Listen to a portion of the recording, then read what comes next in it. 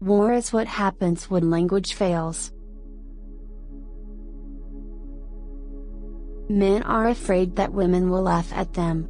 Women are afraid that men will kill them. A word after a word after a word is power. Don't let the bastards grind you down. Another belief of mine, that everyone else my age is an adult, whereas I am merely in disguise. In the spring, at the end of the day, you should smell like dirt. Ignoring isn't the same as ignorance, you have to work at it. Love blurs your vision, but after it recedes, you can see more clearly than ever. It's like the tide going out, revealing whatever's been thrown away and sunk, broken bottles, old gloves, rusting pop cans, nibbled fish bodies, bones. This is the kind of thing you see if you sit in the darkness with open eyes, not knowing the future. Male fantasies. Male fantasies, is everything run by male fantasies? Up on a pedestal or down on your knees, it's all a male fantasy, that you're strong enough to take what they dish out, or else too weak to do anything about it. Even pretending you aren't catering to male fantasies is a male fantasy, pretending you're unseen, pretending you have a life of your own, that you can wash your feet and comb your hair unconscious of the ever-present watcher peering through the keyhole in your own head, if nowhere else. You are a woman with a man inside watching a woman. You are your own voyeur. I don't want to see anyone. I lie in the bedroom with the curtains drawn and nothingness washing over me like a sluggish wave. Whatever is happening to me is my own fault. I have done something wrong, something so huge I can't even see it, something that's drowning me. I am inadequate and stupid, without worth. I might as well be dead.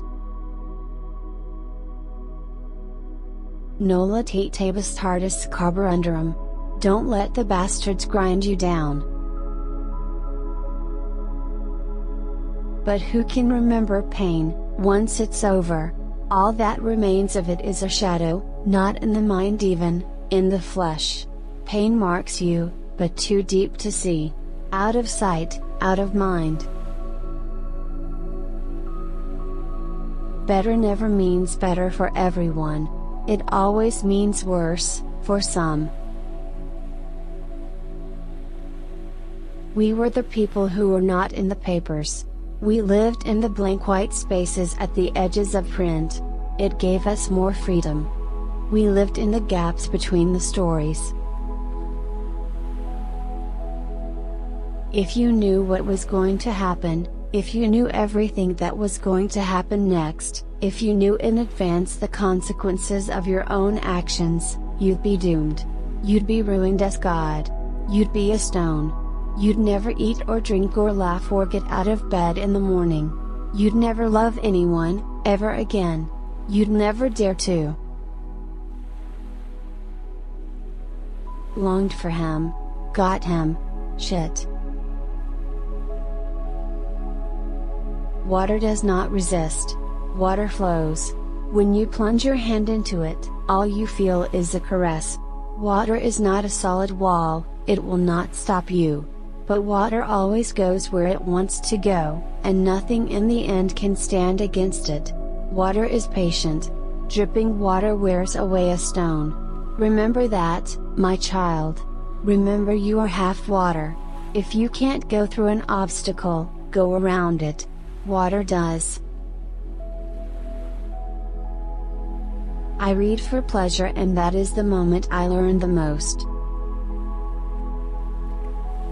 The only way you can write the truth is to assume that what you set down will never be read. Not by any other person, and not even by yourself at some later date. Otherwise you begin excusing yourself. You must see the writing as emerging like a long scroll of ink from the index finger of your right hand, you must see your left hand erasing it. When we think of the past, it's the beautiful things we pick out. We want to believe it was all like that. Perhaps I write for no one. Perhaps for the same person children are writing for when they scrawl their names in the snow. A rat in a maze is free to go anywhere, as long as it stays inside the maze. Stupidity is the same as evil if you judge by the results. Falling in love, we said, I fell for him. We were falling women. We believed in it, this downward motion, so lovely, like flying, and yet at the same time so dire, so extreme, so unlikely. God is love, they once said, but we reversed that, and love, like heaven, was always just around the corner. The more difficult it was to love the particular man beside us, the more we believed in love, abstract and total. We were waiting, always, for the incarnation. That word, made flesh. And sometimes it happened, for a time. That kind of love comes and goes and is hard to remember afterwards, like pain. You would look at the man one day and you would think, I loved you, and the tense would be past, and you would be filled with a sense of wonder, because it was such an amazing and precarious and dumb thing to have done, and you would know too why your friends had been evasive about it, at the time. There is a good deal of comfort, now, in remembering this. When you're young, you think everything you do is disposable. You move from now to now, crumpling time up in your hands, tossing it away. You're your own speeding car. You think you can get rid of things, and people too, leave them behind. You don't yet know about the habit they have, of coming back. Time in dreams is frozen. You can never get away from where you've been. You can only be jealous of someone who has something you think you ought to have yourself. There is more than one kind of freedom, said Aunt Lydia. Freedom to and freedom from. In the days of anarchy, it was freedom to. Now you are being given freedom from. Don't underrate it. We still think of a powerful man as a born leader and a powerful woman as an anomaly. Nola tate tabus tardis carborundarum. A truth should exist, it should not be used, like this. If I love you. Is that a fact or a weapon? You fit into me, like a hook into an eye, a fish hook, an open eye. Knowing too much about other people puts you in their power, they have a claim on you, you are forced to understand their reasons for doing things and then you are weakened.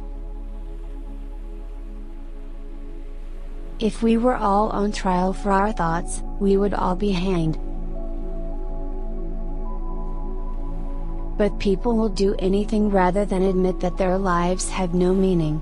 No use, that is, no plot. Romance takes place in the middle distance. Romance is looking in at yourself through a window clouded with dew.